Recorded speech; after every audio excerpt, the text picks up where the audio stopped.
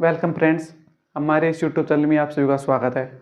मैं आपको केमिस्ट्री का चैप्टर पढ़ा रहा था सॉल्यूशन टॉपिक में। आप हमारा न्यू टॉपिक होगा अणुसंख्यक गुणधर्म यानी कोलिगेटिव प्रॉपर्टीज। देखिए इंपॉर्टेंट टॉपिक है, इसमें से क्वेश्चन नॉर्मली हर टॉपिक जैसे 11th 12th बीएससी और अपनी जो भी केमिस्ट्री से रिलेटेड पूरी केमिस्ट्री आती है, ये हर केमिस्ट्री में जिस भी क्लास में आप केमिस्ट्री पढ़ोगे वहाँ पर ये क्वेश्चन आएंगे। इंपॉर्टेंट क्वेश्चन होता है, इसलिए इसे एक बार देखिए। अणुसंख्यक गुणधर्म,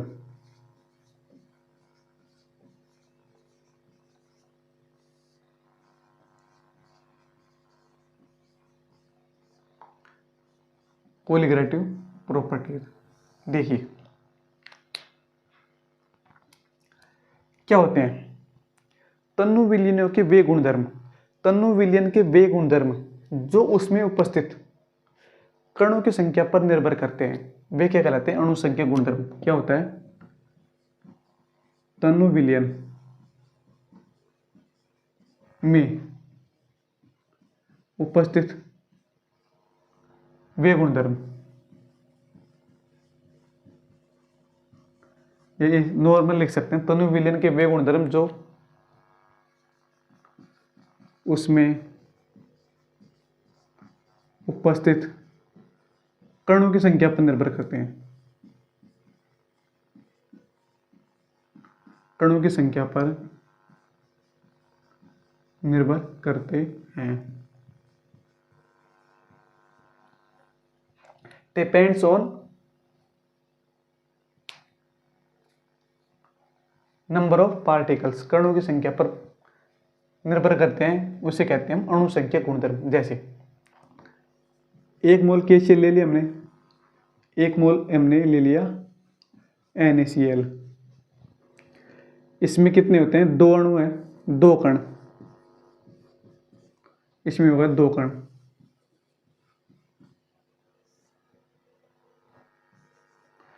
तो इन दोनों के अणुसंख्यक गुणधर्म क्या हो जाएंगे? समान। अणुसंख्यक गुणधर्म समान, कोलिगेटिव प्रॉपर्टी समान होती हैं। तो क्या बनेगा? देखिए कोलिगेटिव प्रॉपर्टीज किस कहते हैं? तन्नु विलयन डाइल्यूट सॉल्यूशन में, इन डाइल्यूट सॉल्यूशन में उपस्थित वे गुणधर्म जो उसमें उपस्थित कणों की संख्या नंबर ऑफ पार्टिकल्स पर डिपेंड करते हैं, उसे कहते हैं हम अणुसंख्यक गुणधर्म। इसमें देखो 2 कण है, पोटेशियम और क्लोराइड, सोडियम और क्लोराइड, 2 कण इसमें, 2 कण इसमें, इसलिए इनके अणुसंख्यक गुणधर्म समान होते हैं। तो अणुसंख्यक गुणधर्म 4 प्रकार के होते हैं। नंबर 1, वाष्प दाब में आपेक्षिक अवनमन।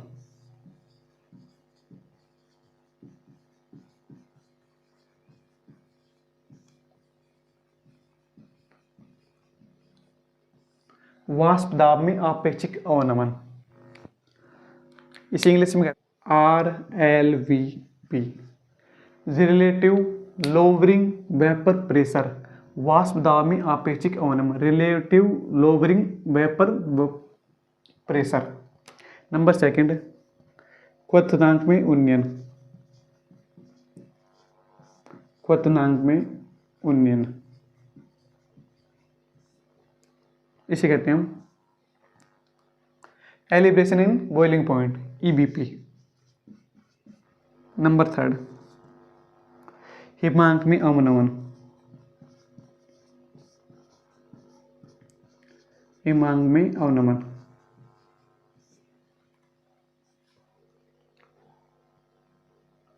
Defreezing in freezing point, DFP। Number 4, परासरण दाब, ऑस्मोटिक प्रेशर।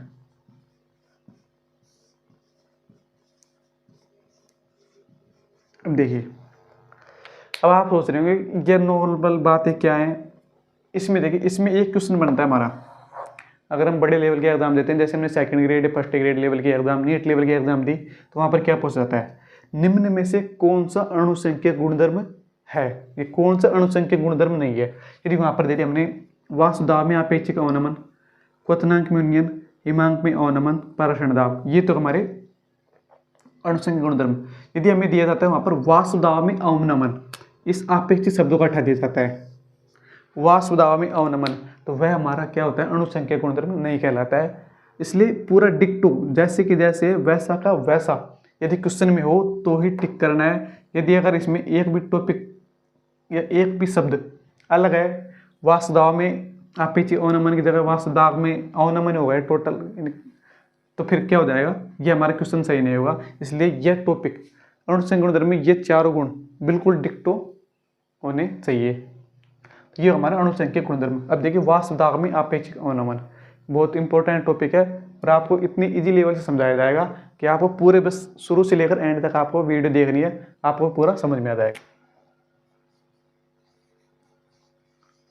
वाष्प दाब में आपेक्षिक अवनमन,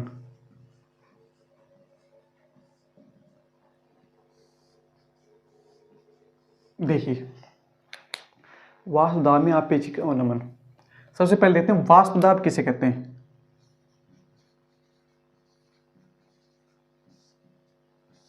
वाष्प दाब में आपेक्षिक अवनमन तो हम तब निकालें जब हमको वाष्प दाब पता होगा। तो क्या होगा, साम्य अवस्था पर, साम्य अवस्था पर वाष्प द्वारा जल की सतह पर विलयन किसी प्रकार हो सकता है, द्रव की सतह पर डाला गया दाब, डाला गया दाब वाष्प दाब कहलाता है।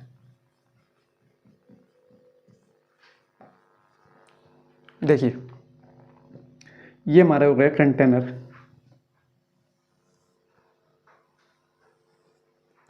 इसमें हमने मिला लिया, ये हमारा बिल्कुल कंटेनर पैक कंटेनर है।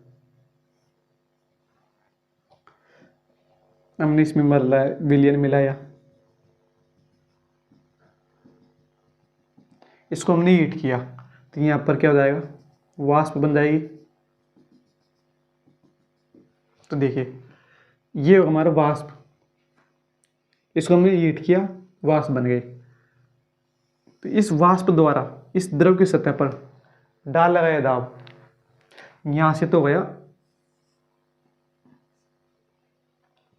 ये तो गया वाष्पन, इसको गर्म करेंगे तो ये तो है वाष्पन, ये हो जाएगा हमारा संघनन।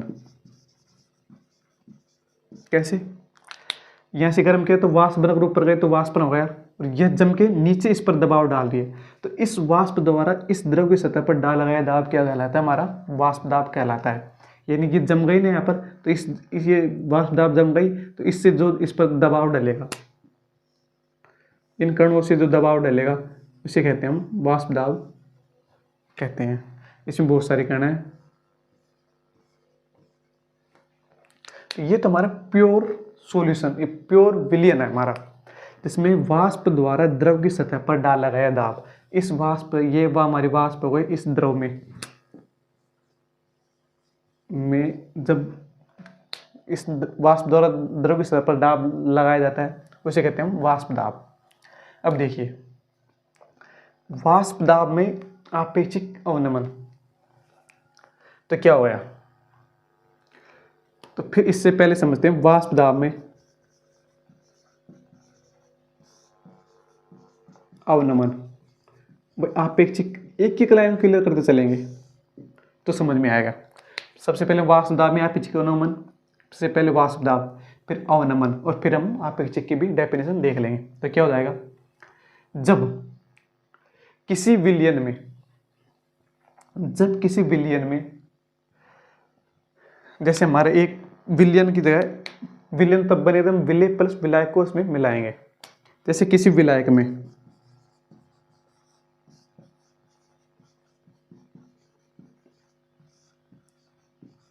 देखो, पहले हम समझते हैं, जैसे हमारी ये कंटेनर था,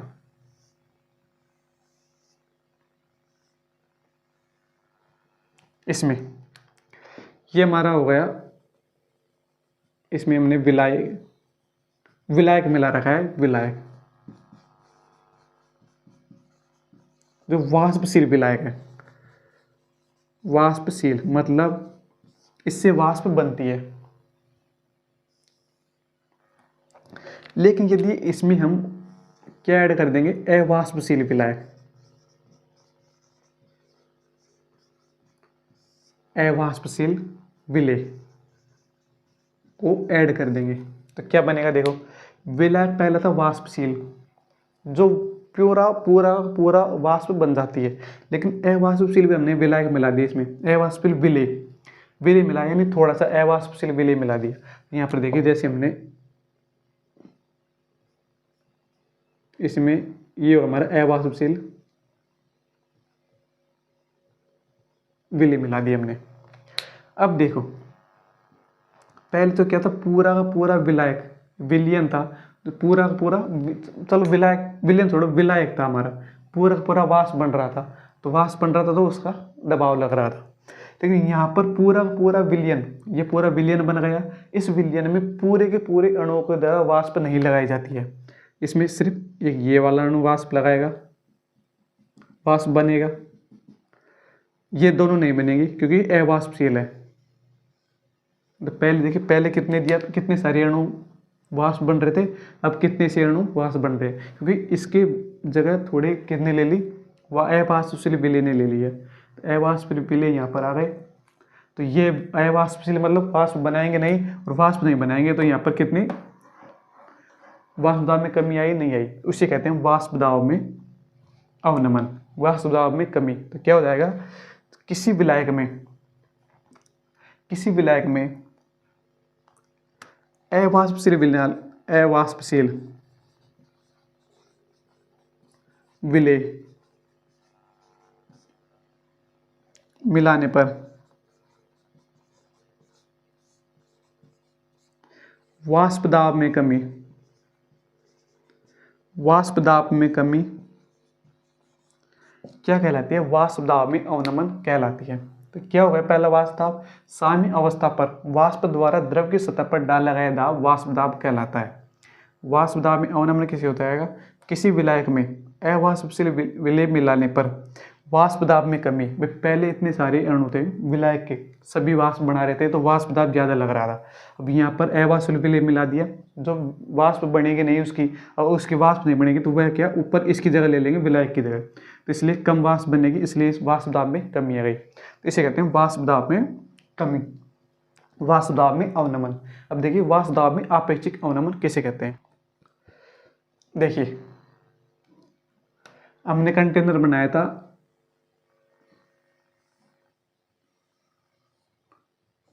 ये हमारा शुद्ध विलायक,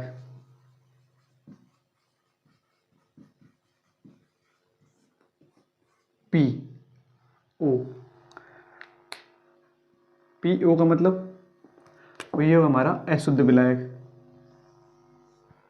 शुद्ध विलायक पी नोट, ये हमारा अशुद्ध विलायक पी एस। देखिए शुद्ध विलायक में तो पूरा पूरा वाष्प बन रही थी, बंद पात्र में तो वाष्प बनेगी, अगर हम उसे खुला छोड़ देंगे तो वाष्प तो वायुमंडल में चली जाएगी ना, तो इसलिए ये सभी क्या बनाते हैं, पूरा वाष्प बनती है, तो सभी वाष्प दाब लगाते हैं। यहाँ पर अशुद्ध विलयन, ये हमारा वाष्प हो गया अशुद्ध, इसमें विलायक था अवाष्पशील विलेय मिला लिया, अवाष्पशील विलेय, ये होगा हमारा अवाष्पशील विलेय, इसके बीच में विलायक।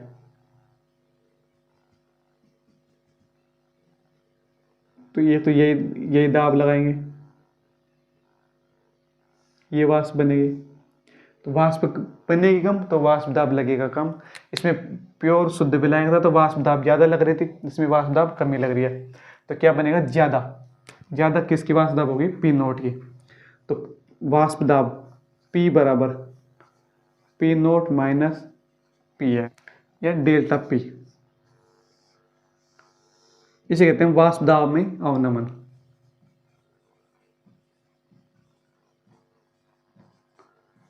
वाष्प दाब में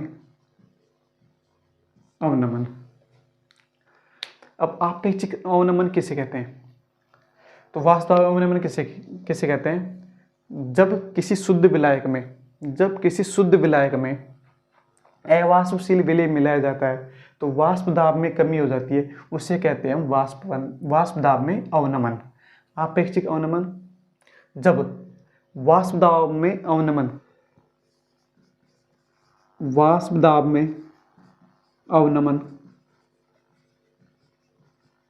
तथा वाष्प दाब में अवनमन तथा शुद्ध विलायक के वाष्प दाब का अनुपात क्या कहलाता है? वाष्प दाब में आपेक्षिक अवनमन। आपेक्षिक, अब हमारा आपेक्षिक अवनमन भी आ गया है, अवनमन कहलाता है।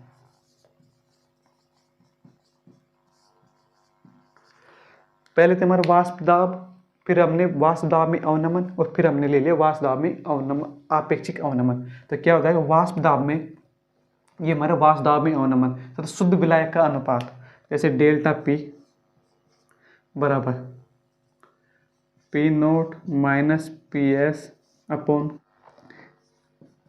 राउल्ट के नियम के अनुसार देखते हैं,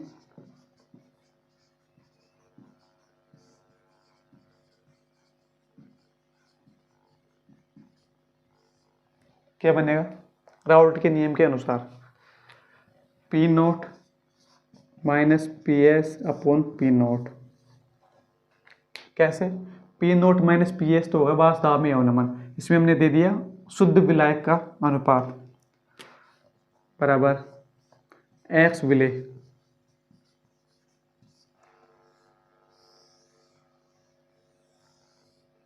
वाष्प दाब में अवनमन हमें निकालना है, अपेक्षिक अवनमन। तो ये होगा P nought minus P S upon P nought बराबर एक्स विलेय। ये होता है हमारा राउल्ट का नियम। एक्स विलेय कौन है?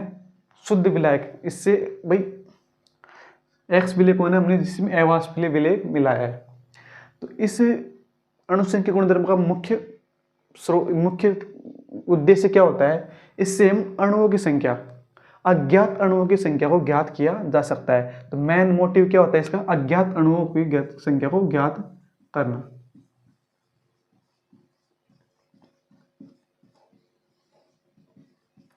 अज्ञात अणुओं की संख्या ज्ञात करना। कैसे? अब हम इससे यह पता लगा सकते हैं इन अणु संख्या गुणधर्म से कि इसमें कितने हमने अवाष्पशील विलेय मिलाए हैं, यानी कितने अणु हमने अवाष्पशील विलेय के मिलाए हुए हैं। तो देखिए एक्स विलेय को लिख सकते हैं विलेय का भार बटा अणुभार। तो P nought minus P S, ये होगा हमारे विलेय के मोल भिन्न।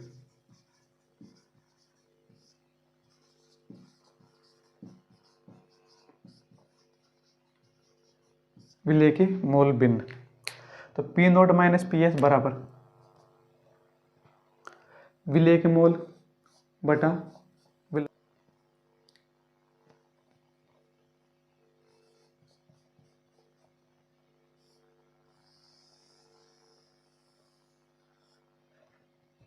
देखिए विलेय के मोल भिन्न P nought minus P S upon P nought बराबर एक्स विलेय, ये हमारे विलेय के मोल भिन्न। तो इस विलेय के मोल भिन्न लिख सकते हैं विलेय का भार बटा विलयन का भार, विलेय का भार बटा विलयन का भार। एन बराबर हमारा विलेय के मोल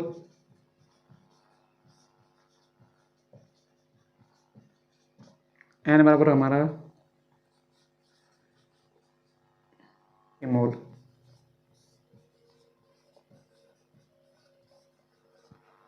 विलेय के मोल बटा विलायक के मोल, भाई ये होगा हमारा विलेय, ये होगा हमारा विलयन, इसमें एन क्या होगा हमारा विलायक के मोल। यदि हमने तनु विलयन लिया, तनु विलयन कैसे कहते हैं? जिसमें एन की मात्रा बिल्कुल कम है और विलायक की मात्रा ज्यादा है, विलेय की मात्रा कम है, तो यहाँ पर हो जाएगा तनु विलयन के लिए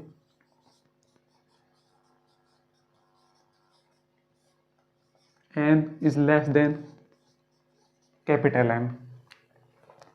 तो क्या बनेगा हमारा पी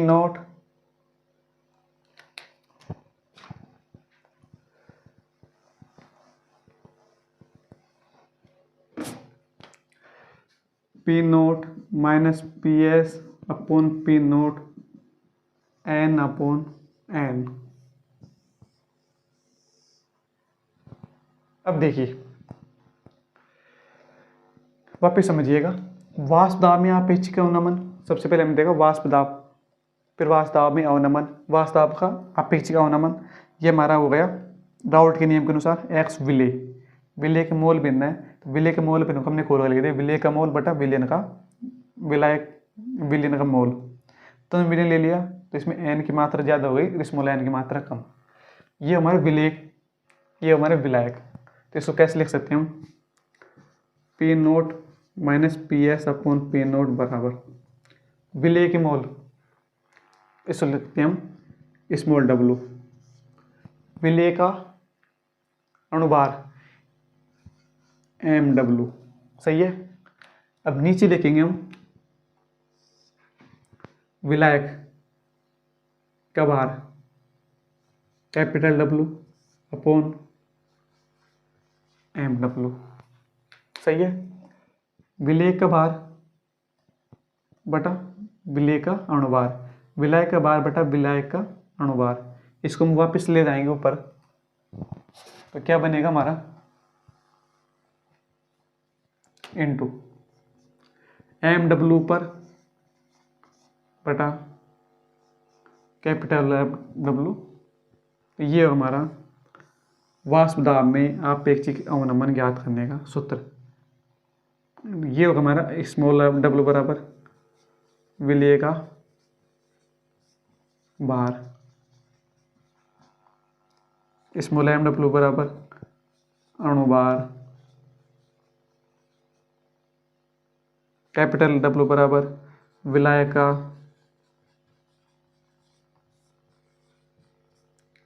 भार, कैपिटल एम डब्लू बराबर विलायक का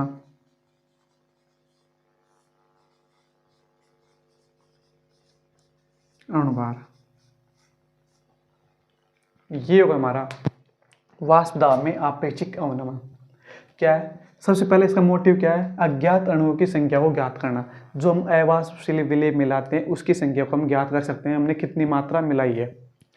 तो क्या होता है सबसे पहले वाष्प दाब, साम्य अवस्था पर द्रव की, साम्य अवस्था में द्रव की सतह पर डाला गया दाब वाष्प दाब कहलाता है।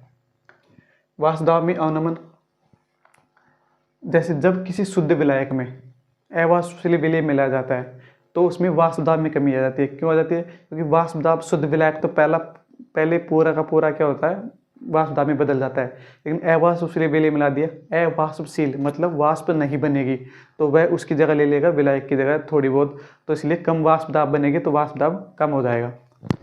अब वाष्प दाब कम हो गया तो उसे कहते हैं वाष्प दाब में अवनमन। तथा जब वाष्प दाब में अवनमन में हम शुद्ध विलायक का भाग दे देते हैं, शुद्ध विलायक क्या वाष्प दाब में अवनमन तथा शुद्ध विलायक के वाष्प दाब का अनुपात वाष्प दाब में आपेक्षिक अवनमन कहलाता है। तो P nought minus P S upon P note, ये होगा हमारा वाष्प दाब में अवनमन, इसमें भाग दे दिया हमने पी नोट का, ये हमारा एक्स विलेय के मोल भिन्न, ये हमारा राउल्ट का नियम है। P nought minus P S upon P nought बराबर n upon n plus n. N तो क्या हो जाएगा हमारा विलेय के मोल बटा विलयन का मोल। तो विलयन का मोल में ये अब देखो तनु विलयन है, तनु विलयन में विलेय की मात्रा कम होगी तो इसलिए इस मोल एन को हम बिल्कुल नगण्य मान लेंगे, तो एन अपॉन एन हो जाएगा। एन तो हो जाएगा हमारा विलेय का भार एन मोल, विलेय के मोल एन विलायक के मोल, तो ये जाएगा एन विलेय का भार बटा विलेय का अणुभार इंटू एम डब्ल्यू क्या हो जाएगा विलेय का अणुभार बटा विलेय का भार, विलायक का भार। तो इस टॉपिक या इस सूत्र की सहायता से हम वाष्प दाब में आपेक्षिक अवनमन ज्ञात कर सकते हैं। तो ये इंपॉर्टेंट टॉपिक है। आशा करता हूँ दोस्तों यह टॉपिक शुरू से लेकर एंड तक आपको एक एक शब्द समझ में आया होगा, क्योंकि मैंने हर एक शब्द की डेफिनेशन आपको समझा दी है, हर एक शब्द को खोल खोल कर आपको समझा दिया है। अगर आपको यह वीडियो पसंद आई है तो इस वीडियो को ज़रूर लाइक करें। यदि आपको पसंद नहीं आई है तो शायद आप वीडियो को लाइक करें या नहीं करें, लेकिन अगर आपको वीडियो पसंद आई है तो वीडियो को लाइक करें। और वीडियो अंत तक देखने के लिए बहुत बहुत धन्यवाद। Thank you.